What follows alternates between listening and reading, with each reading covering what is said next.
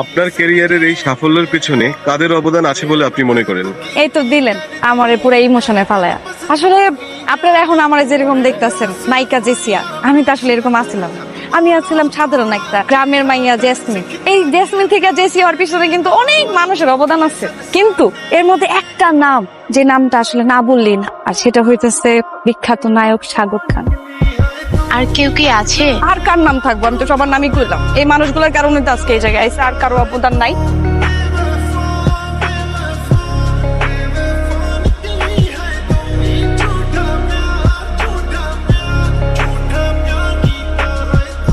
বেশি ব্যথা হয়েছে তো? খাবার দিলি কে? হ্যাঁ তুমি না কইছো যখন আমি অভিনয় করবো তখন যাতে এমন ভাবে করি বাস্তব বাস্তব মনে হয়, এই কারণে আর কি। খাবারটা তো আসছিল না, খাবারটা দিছিস কি লেগা? আরে এত বড় প্রতারক করছে পুনায়, খাবো। খুব ভালো হয়েছে। অভিনয় একে রয়েছে, ব্যথা পাইছে বুঝলা যা, অভিনয় একে রয়েছে করা।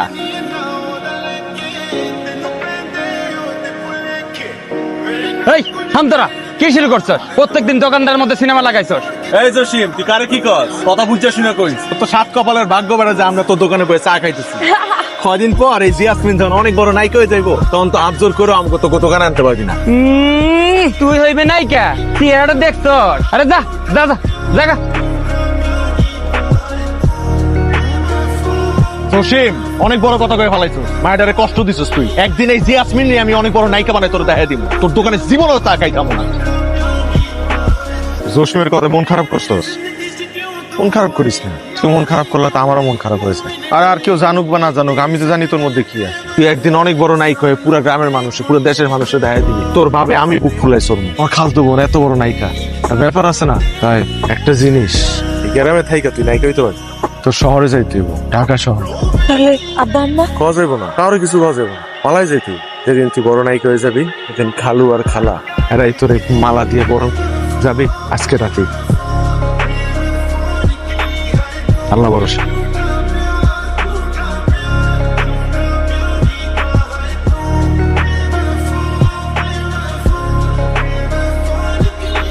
আমার জন্য একটা অটোগ্রাফ আইনা দাও না। তুমি আমাকে একটা অটোগ্রাফ ছাড়া কেন দিতে আপনার বাবা?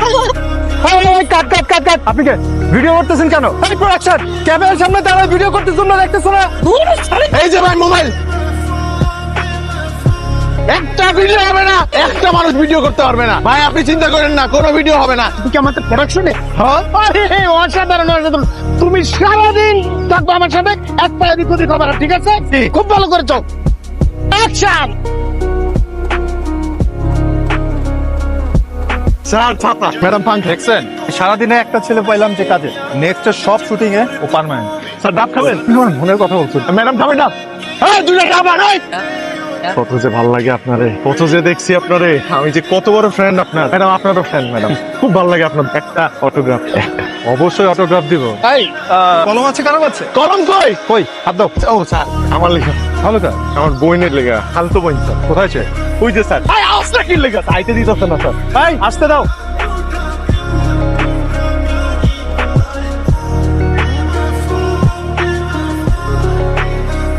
এই অটোগ্রাফের দিকে তাকায় থাকলে কি পেট ভরবো? এই রাইতে খাইতে হইব না? এনে তেয়ারি খা। তুমি কই পাইছো? সারাদিন শুটিং এ কাম করছি না, ওরা তেয়ারি দিছে খাইতে, পারিশ্রমিক। তোমারটা কি? আমারটা খাই বলাইছি, আমার যে ক্ষুধা লাগছিল, এতক্ষণ না খেয়ে থাকা যায়। ওরা তোর লেগে একটা দিছে, এটা লইছি।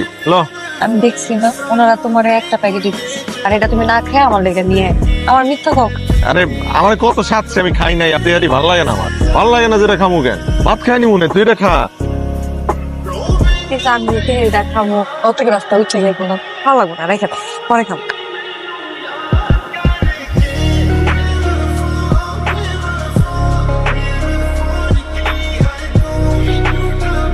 এভাবেই তোতা মিয়ার হাত ধরে ধীরে ধীরে ফটোশুট, মডেলিং, বিজ্ঞাপন আর নাট্য জগতে পদার্পণ করে জিয়াসমিন আজ ঢাকা শহরের টপ নায়িকা জেসিয়া।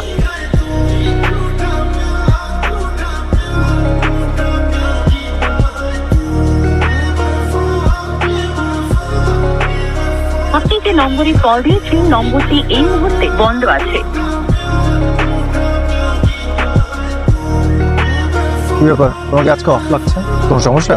না ঠিক আছে। শিওর? তাহলে আমি সেটে যাই, আসো। আপনি যে নম্বরে কল দিয়েছেন নম্বরটি এই মুহূর্তে বন্ধ আছে। কিছু খাবেন?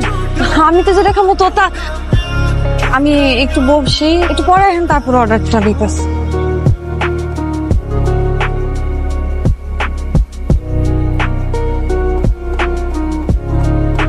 বাবা ভাই, তুমি কই শুইলা গেলা?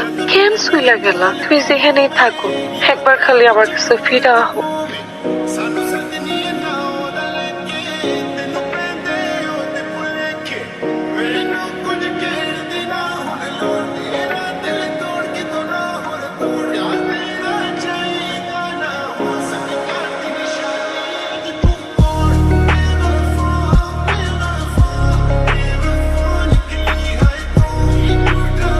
জেসিয়া, তোমার তো নায়ককে জড়িয়ে ধরার কথা ছিল, তুমি কাকে জড়িয়ে ধরলা?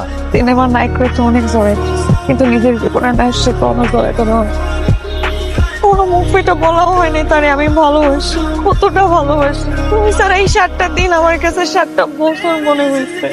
আমি তোমার ছাড়া পুরো অসল। তুমি তো আমার সবকিছু বুঝাই দিতা, তুমি আমার সবকিছু কইরা দিতা, আমার ভালো মন্দ সবকিছু তুমি দেখতা। আমি তোমার ছাড়া কিচ্ছু করতে পারি না, জানো না তুমি? আমার দুনিয়ার সব একদিকে তুমি। আমি তোমার ছাড়া ভালো ছিলাম না, আমার মনে হয় আমি তোমার ছাড়া ভালো। তুমি কেন বুঝো না যে আমি তোমার ভালোবাসি? আর আমার এই ভালোবাসা মানুষের অবদানের কথা আমি কোথাও কোনোদিন কইতে পারি নাই। বলে কেমনে কমু, কি দিয়া শুরু করবো, কই থেকে শুরু করবো, কই দিয়ে শেষ করবো, সবকিছুই তো তুমি। আমি যদি আমার নিজের শরীরের চামড়াও গাইটা দেই, তাও তোমার এই ঋণ আমি শোধ করতে পারবো না। তুমি আমার লেগে যেটা করছো, তুমি আমার রেখা কই গেছিলা, কেন গেছিলা তুমি আমার রেখা? হারাই গেছিলাম, তোর জীবন থেকে আমি হারাই গেছিলাম কয়েকটা দিনের লেগে, কিন্তু হারাই না গেলে তো বুঝতেই পারতাম না যে তুমিও আমার ভালোবাসিস।